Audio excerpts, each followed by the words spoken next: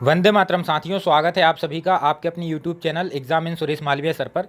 तो दोस्तों, आज हम चर्चा करेंगे इस आदेश के ऊपर जो कि वल्लभ भवन भोपाल के द्वारा जारी किया गया है एमपी पीएससी को। और इसमें बताया गया है कि जो हाई कोर्ट में जितनी भी ओबीसी आरक्षण से संबंधित जो याचिकाएं थीं उनके मद्देनज़र उन सब के बीच में कैसे पीबी और एमपीपीएससी दोनों अपने रिजल्ट को जारी कर सकते हैं, तो वो प्रोसेस इसमें बताई गई है। दोस्तों, मैं आपको इस आदेश को पढ़ूंगा। और 22 सितंबर को मैंने एक लेटर लिखा था एमपीपीएससी के चेयरमैन को और सरकार को भी उससे अवगत कराया था। तो बिल्कुल सेम टू सेम वही प्रोसेस उन्होंने फॉलो की है। तो मैं वो लेटर भी दिखाऊंगा और वहाँ की जो रिसीविंग है वो भी दिखाऊंगा, क्योंकि वहाँ पर जो सेक्शन ऑफिसर और जो सचिव थे एमपीपीएससी के, उन्होंने बहुत पॉजिटिवली मेरी उस सलाह को उन्होंने लिया था। तो मैं आपको बहुत अच्छे तरीके से बता सकता हूं कि ये जो आदेश है वो क्या है और इसके अनुसार कैसे आपके रिजल्ट जारी होंगे, किस कैटेगरी को फ़ायदा होने वाला है, किसको नुकसान होने वाला है और रिजल्ट कब तक आने वाला है। बिल्कुल सारी जानकारी आपको मैं इस वीडियो में बताऊंगा। तो वीडियो के एंड तक बने रहिएगा। और वीडियो अगर आपको अच्छी लगे तो वीडियो को लाइक कर देना, और चैनल पर नए हैं तो सब्सक्राइब जरूर कर लेना चैनल को। तो चलिए, सबसे पहले तो हम इस आदेश को पढ़ते हैं जो कि वल्लभ भवन भोपाल द्वारा सचिव एमपीपीएससी को लिखा गया है।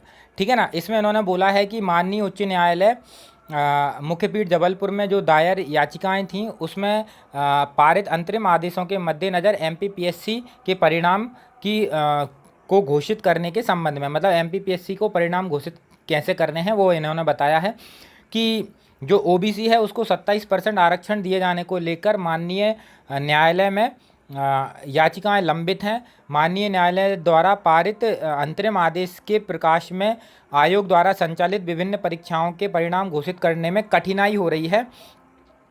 अतः माननीय न्यायालय द्वारा पारित अंतरिम आदेशों के मद्देनज़र निर्देशित किया जाता है कि राज्य सेवा एवं अन्य भर्ती परीक्षा के जो परिणाम होंगे वो दो भागों में जारी होंगे। एक तो होगा 87% जो कि मुख्य परिणाम होगा, और दूसरा 13% जो कि ओबीसी 13% या फिर अनारक्षित 13% पर प्रावधिक जो कि स्टार मार्क करके होंगे। मैं आपको पूरा समझाऊंगा अभी, है ना। आप वीडियो तक बने रहिएगा। ये भाषा आपको समझ में नहीं आ रही हो तो मैं समझाऊंगा।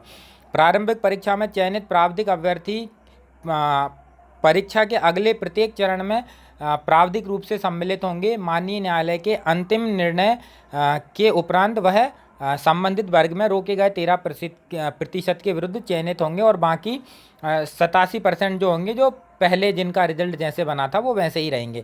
ठीक है, तो इसके अनुसार आपको रिजल्ट जारी करना है। तो दोस्तों, ये एक एप्लीकेशन है जो मैंने श्रीमान राजेश लाल मेहरा जो अध्यक्ष थे एमपीपीएससी उनको लिखी थी, 22 तारीख को लिखी थी। इसकी रिसीविंग भी है। तो इसके अनुसार आप यहाँ पर अगर इसको पढ़ेंगे तो पूरा आप समझ जाएंगे कि प्रति श्रीमान राजेश लाल मेहरा अध्यक्ष एमपीपीएससी, विषय ओबीसी आरक्षण मुद्दे से निपटने हेतु सलाह।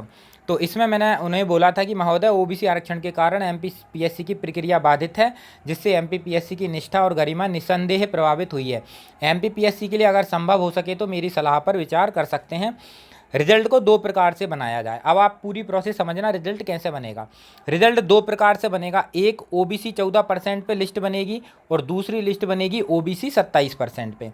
ठीक है, अब दो लिस्ट बनेंगी। तो अब इसमें क्या होगा, इसके बाद होगा कि ये जो दो परिणाम होंगे उनमें कॉमन कैंडिडेट होंगे और कुछ एक्स्ट्रा कैंडिडेट होंगे। मतलब कुछ कैंडिडेट ऐसे होंगे जो 14% पे भी सिलेक्ट होंगे और ओबीसी 27% पे भी सिलेक्ट होंगे। ठीक है, उन कैंडिडेटों को अपन बोलेंगे कॉमन कैंडिडेट। ठीक है, कॉमन कैंडिडेट के अतिरिक्त जो कैंडिडेट होंगे, देखो अतिरिक्त में क्या क्या होंगे। देखो, अगर मान के चलो ओबीसी को अगर 14% रिजर्वेशन मिलता है तो जनरल का कोटा हो जाएगा 40%। अब इस 40% में एक्स्ट्रा 13% जो लोग हैं उनमें भाई ओबीसी के भी जाएंगे, ईडब्ल्यूएस के भी जाएंगे, एससी और एसटी के जितने भी कैंडिडेट ये एक्स्ट्रा 13% में जा रहे हैं उनके आगे स्टार लगाकर उनका रिजल्ट देंगे।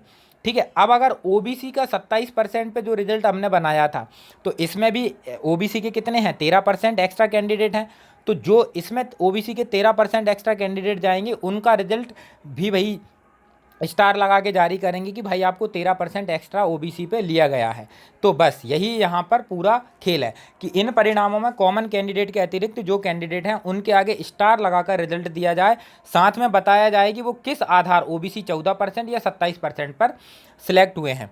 अब एमपीपीएससी के 3 चरण हैं। अब देखो परिणाम कैसे ये वैलिड रहेंगे। देखो प्री का जो रिजल्ट होगा वो मेंस तक वैलिड रहेगा, प्री का रिजल्ट मेंस तक वैलिड रहेगा। अगर इस बीच में कोर्ट का फैसला आता है तो प्री में अगर ओबीसी के समर्थन में आता है तो ओबीसी के स्टार मार्क वालों को एंटर कराएंगे, बाकी सबको बाहर।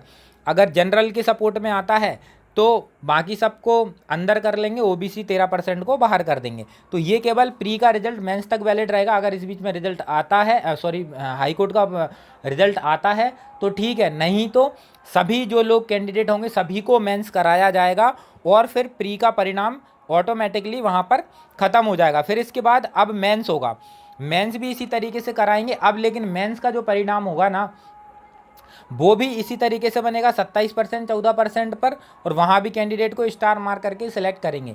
लेकिन जो फाइनल जो रिजल्ट आएगा जो कि इंटरव्यू का रिजल्ट आएगा, है ना, इंटरव्यू भी देखो अगर मेंस के बाद इंटरव्यू तक अगर कैंडिडेट ने अगर हाई कोर्ट का फैसला आ जाता है मेंस से इंटरव्यू के बीच में, तो भाई जो जो क्राइटेरिया है कि भाई ओबीसी 27% या ओबीसी 14%, उस आधार पर रिजल्ट देंगे।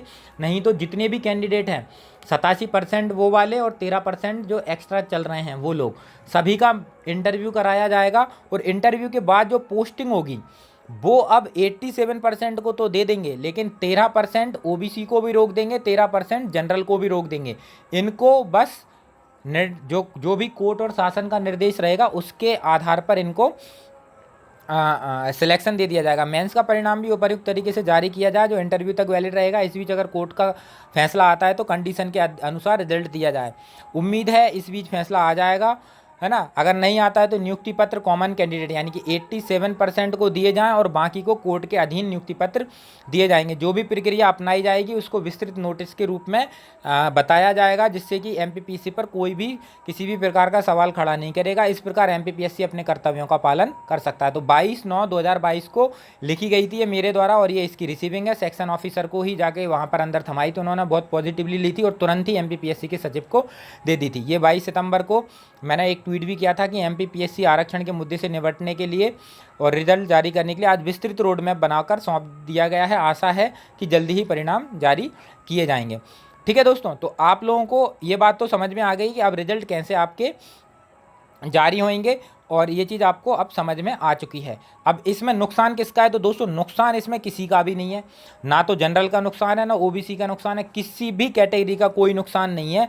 यही एक मध्यम मार्ग था जिसके माध्यम से रिजल्ट जारी किया जा सकता था। यही एक मध्यम मार्ग था जिससे रिजल्ट जारी किया जा सकता था। किसी को भी कोई इससे दिक्कत नहीं होने वाली है। और देखो आप अपने विवेक का इस्तेमाल कीजिए। अगर आप ओबीसी 14% से सिलेक्ट हो रहे हैं और आपके आगे स्टार लगा है तो दोस्तों आप अपने विवेक का इस्तेमाल कीजिए कि आपको मेंस देना है या नहीं देना। देखो अगर आप एमपीपीएससी के एस्पिरेंट हैं तो आप मेंस देंगे, इंटरव्यू भी देंगे, क्योंकि मेंस ही मेन पढ़ाई है, ठीक है ना। और मेंस देने से आपको एक्सपीरियंस भी मिलेगा और इंटरव्यू देने को भी मिलेगा, तो आपका कहीं कोई नुकसान नहीं है। नहीं सिलेक्ट होने से अच्छा है ना सिलेक्ट हो रहे हैं। इसी तरीके से जनरल वाले भी इस चीज़ को ले सकते हैं। जनरल में जनरल नहीं जाएंगे, ओबीसी एससी एसटी ईडब्ल्यूएस सभी के टॉपर वो जो 13% जो जाएंगे, और जो जनरल के कैंडिडेट रहेंगे वो सभी कैटेगरी के 13% रहेंगे।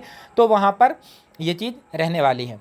ठीक है दोस्तों, तो ये चीज़ है, तो नुकसान किसी को नहीं है। अब रही बात कि रिजल्ट कब तक आएगा, तो दोस्तों 1 वीक के अंदर आपके रिजल्ट आने के पूरे चांस हैं।